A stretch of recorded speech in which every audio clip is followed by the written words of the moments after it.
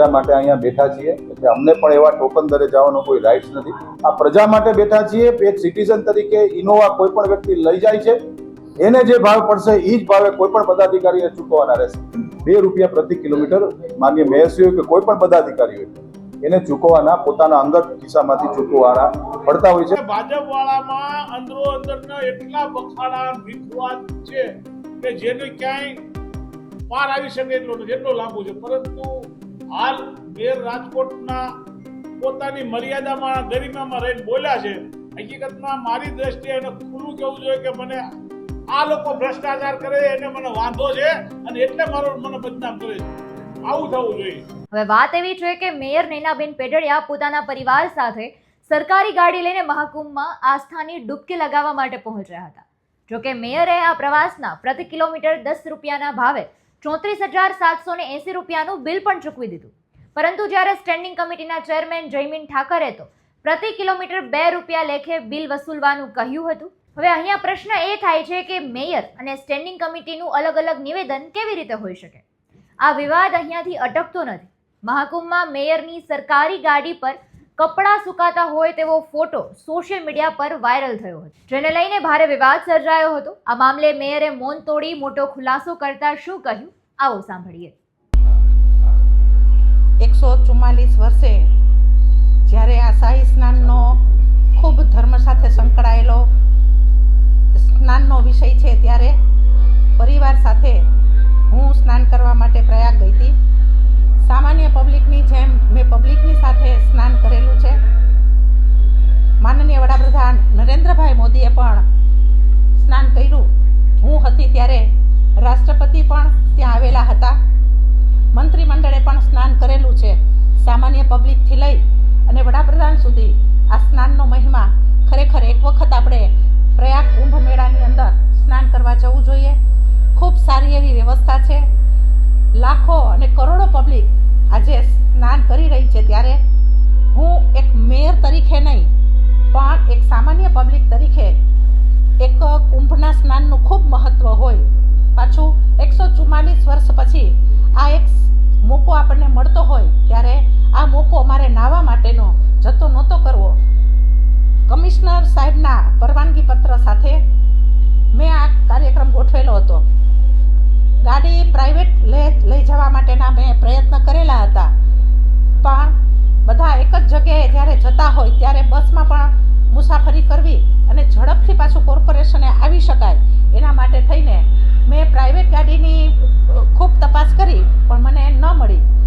એટલે જે મેયરની ગાડી આપણે હુકમની સાથે જે લઈ જતા હોય એ હુકમની સાથે મેં પરવાનગી લીધી અને જે પણ ભાડું થતું હોય એ ભાડું એટલે કે ડીઝલ, પેટ્રોલ, ઈંધણનું જે પણ બિલ થતું હોય એ મેં ચૂકવી દીધું છે. એટલે આ એક વાહિયાત વાત છે કે ₹2 લેખે એવો કોઈ ₹2નો ઠરાવ ક્યાંય છે નહીં. સરકારશ્રીના નિયમ પ્રમાણે ઠરાવની અંદર જે ભાવ નક્કી કરેલા છે એ ભાવ પ્રમાણે મેં ભાવ પણ ભરી દીધો છે અને એનું બિલ પણ આપને જોતું હોય તો મળી જશે. પણ સ્ટેન્ડિંગ ચેરમેન એવું કહેતા હતા કે ₹2નો ઠરાવ છે, એટલે આ મુદ્દાને કેમ આટલું બધું આ કોઈ વ્યક્તિગત બાબતે હું પડવા માંગતી નથી. જે પણ હોય તે પણ વ્યક્તિગત વિષય ઉપર કે વ્યક્તિગત નામ ઉપર હું નહીં પડું, પણ જે ઠરાવની અંદર લખેલા છે એ ભાવ મેં ભરેલા છે. અને આ એક મહિલા મેયર તરીકે આમ જોઈએ તો મેયરનો હોદ્દો અને ગરિમાનું આ બાબતમાં મહિલા તરીકે એક જે ગરિમા જળવાવી જોઈએ એ ગરિમા જળવાણી નથી. એટલે આ એક ગંભીર વિષય હું ગણું છું કે હુકમ પ્રમાણે જઈ છીએ અને જે સત્ય છે એને સાથે લઈને જઈ છીએ, છતાં પણ આટલો બધો હોબાળો એક મહિલા તરીકે જ્યારે કરવામાં આવેલો છે, તો એક મેયર તરીકે મહિલા બેઠા હોય તો એની ગરિમા જે જળવાવી જોઈએ એ ગરિમા છે એ જળવાણી નથી. હું આ વ્યક્તિગત બાબતમાં એમાં હું પડવા માંગતી નથી, કેમ કે સ્પષ્ટ રીતે હું કહી નહીં શકું કે જૂથવાદ હતો કે અજાણતા હતું કે જાણીતા હતું. એટલે આમાં હું કંઈ પડવા નહીં માંગુ. એટલે જે કંઈ પ્રશ્ન પૂછવા હોય આપ બીજા પ્રશ્ન પૂછી શકો છો. કુંભમાં ગયા હતા, પણ જ્યારે નાઈને બહાર કુંભમાં આવીએ, પુરુષો ધોતિયું પહેરીને જ્યારે નાતા હોય છે તો એના ઉપરના વસ્ત્ર નથી હોતા, પણ ધોતિયું પહેરીને નાય છે તો ત્યારે વિષય નથી બનતો. અમે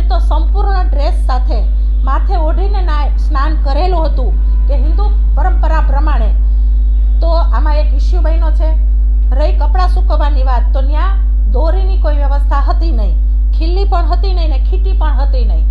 સ્વાભાવિક છે કે એકદમ કપડાં નીતરતા હોય અને એ કપડાં આપણે સ્નાન કરીને આવ્યા પછી એને નીચવી નથી શકાતા. એ નિયમ પ્રમાણે ને એ ધર્મ પ્રમાણે જ્યારે કપડાં ખૂબ ભીના હતા તો મેં ત્યાં નીતરવા માટે મૂક્યા હતા. પણ આ એક ષડયંત્ર તરીકે આને કોઈ ગંભીર બાબત લઈ અને એક ઇસ્યુ બનાવ્યો છે. જેને પણ બનાવ્યો હોય એ એટલું યાદ રાખે કે મહિલા મેયર તરીકે આ નાની એવી બાબત ગણો કે મોટી એવી બાબત ગરિમા જાળવેલી નથી. ક્યાંક એવું માનો છો તમે કે ઉપર ઉચ્ચ કક્ષાએ પણ રજૂઆત કરશો? કારણ કે જે રીતે આ મુદ્દાને હાઈટ છે કોર્પોરેશનમાંથી જ અપાણી, જે બાબતો પત્રકારો તો કોઈ નિયમોથી અજાણ હોય, આ શું માનો છો તમે આને લઈને? જે પાર્ટી મને પ્રશ્ન પૂછશે એની જવાબ આપવાની મારી સંપૂર્ણ તૈયારી છે. તમે કોઈ રજૂઆત કરશો ઉપર? મને જ્યારે આ વ્યક્તિગત પ્રશ્ન છે મને રજૂઆત કરવાનો મોકો મળશે તો હું ચોક્કસપણે આ રજૂઆત કરીશ. એક મેયરની જે ગરિમા કોર્પોરેશનની અંદર હોય ક્યાંક થોડા દિવસોથી એ જળવાઈ રહી નથી, અથવા તો તેમને જે સ્થાન મળવું જોઈએ, તેમને જે વિશ્વાસમાં લેવો હોય એ વિશ્વાસમાં નથી લેવાઈ રહ્યા, શું માનો છો? આ વ્યક્તિગત પ્રશ્ન છે. આ વ્યક્તિગત પ્રશ્નની અંદર હું બને ત્યાં સુધી આ બાબતમાંથી દૂર રહેવા માંગુ છું. જે પણ કાંઈ પ્રશ્ન હોય એ મારા વ્યક્તિગત પ્રશ્ન છે. એટલે આમાં જે હોય, આપ તો પત્રકાર જગત છો, પણ આમાં જે કાંઈ હોય એમાં હું અંગત બાબતમાં હું કોઈના નામ પણ નહીં આપું.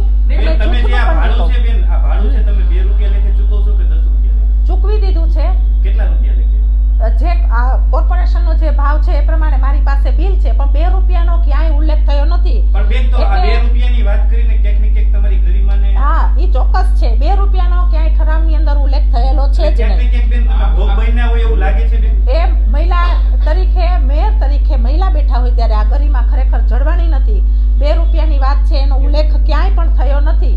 કોર્પોરેશન જે ભાડું લે છે એ ભાડા પ્રમાણે મેં ભાડું પણ ભરી દીધું છે. 2 રૂપિયાની વાત તમારી જમીન ખરીદવાની સાઈન 2 રૂપિયાની વાતનો ક્યાંય ઉલ્લેખ છે જ નહીં. 2 રૂપિયાની વાત છે એનો વાહિયાત વાત છે. એનો ક્યાંય ઉલ્લેખ નથી.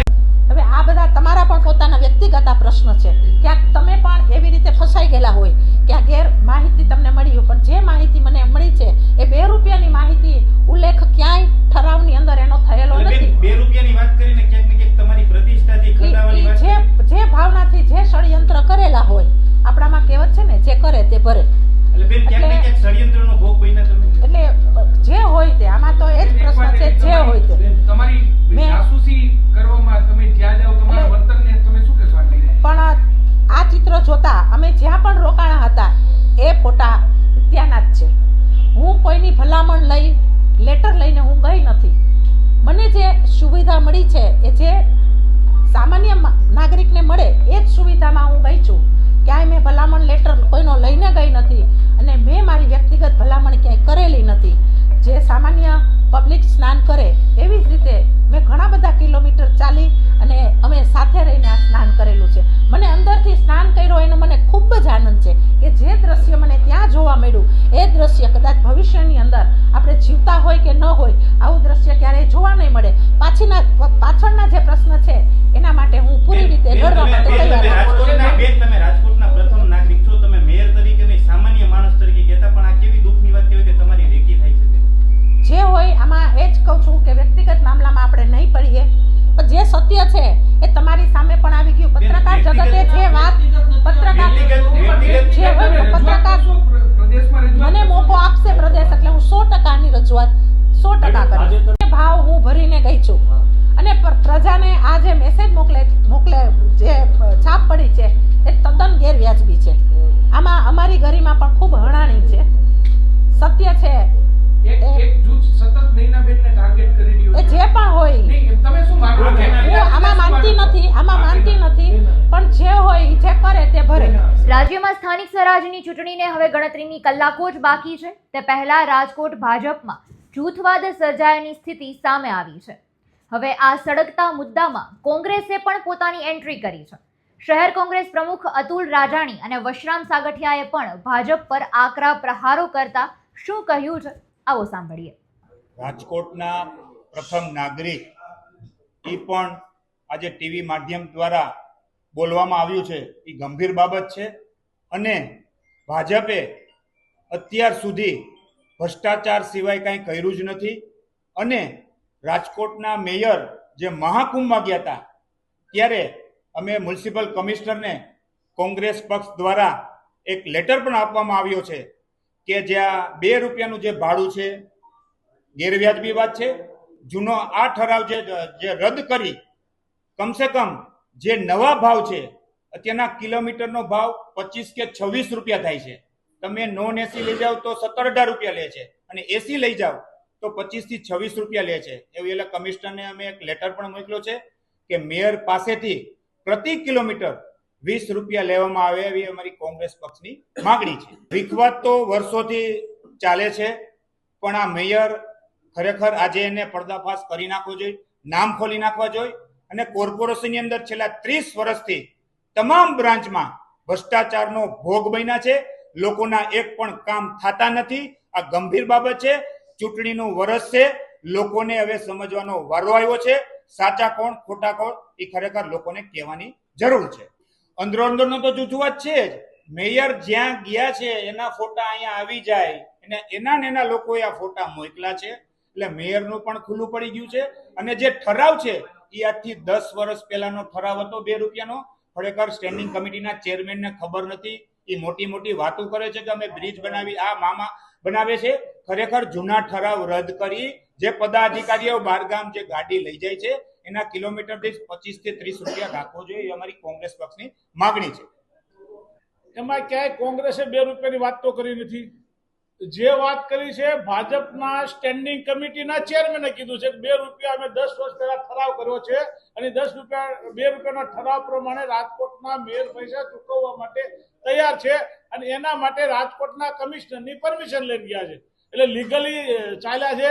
2 રૂપિયાની વાત છે એમના પક્ષનો વિષય છે. જૂથવાદ શરમ સીમાએ છે જેની કોઈ આમ કહી શકીએ લીટી જ નથી એટલી લાંબી છે.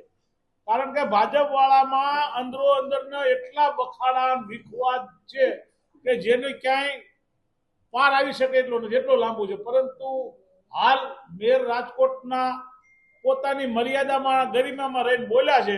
હકીકતમાં મારી દ્રષ્ટિએ એને ખુલ્લું કહેવું જોઈએ કે મને આ લોકો ભ્રષ્ટાચાર કરે છે એને મને વાંધો છે અને એટલે મને બદનામ કરે છે.